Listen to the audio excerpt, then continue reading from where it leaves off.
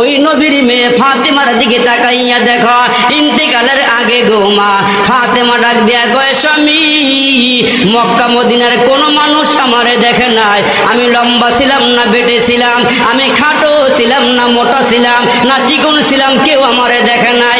জীবদ্দশায় যেহেতু আমারে কেউ দেখে নাই, মরার পরেও যেন কেউ না দেখে আমারে, আমার লাশটা যেন দেইকা মন্তব্য করতে না পারে।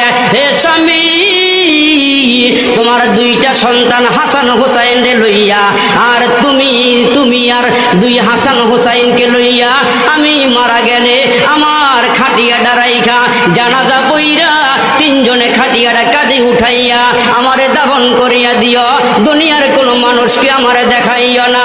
হযরতে আলী ডাক দিয়া কয় ফাতেমা রে, খাটিয়া বহন করতে 4 জন লোক লাগে। কয় 4 জন লাগবে না, এ আমার স্বামী 3 জন